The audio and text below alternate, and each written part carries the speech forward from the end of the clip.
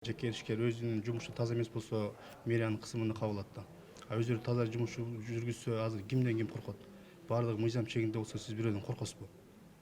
Өздөрү азыркы акыркы убакта Ош шаарында 20дан ашын көп кабаттуу үй мыйзамсыз деген тротуарын таштабайт, эч кандай нормаларды сактабай үй салса, анан ошо мыйзамсыз иш жүргүзгөн ишкерлердин биз эмнесин мыйзамсыз иш кылган үчүн колдоп беришибиз керекпи? Мен ишкерлерди колдоого ар дайым даярмын, бирок алар ишкерлер өздөрү таза иш жүргүзүшү керек да. Бул бир эле жыл болду да. Бир келгенден кийин эле бул киши эле крайний болуп 27 домго чейин бул кишинин нөөсү жок да. Мен өзүмдүн пикиримди ар дайым ачык айкын айтып келгенмин. Мындан кийин деле ошо туураны туура эмести туура эмес деп айтабыз.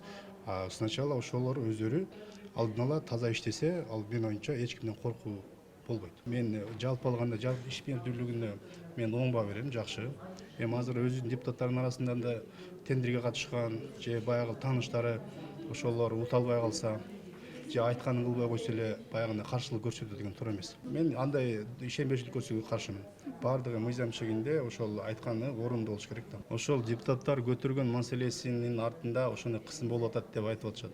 Мен айтып атам, мен деле көтөрүп атам. Мага эч бир жетекчи келип коркутатканга же кысым жасай албайт да. Эмнеге жасайт? Мен эч бир мыйзамсыз иш кылбасам, алардын өздөрүнүн мыйзамсыз иши болсо, анан кийин мэрияны келип алып мыйзамсыз кылып атасың деп айтса, анан сен деле мыйзамсыз иштериң бар деп чыгарып койсо, ошондо крайний булар болуп калабы?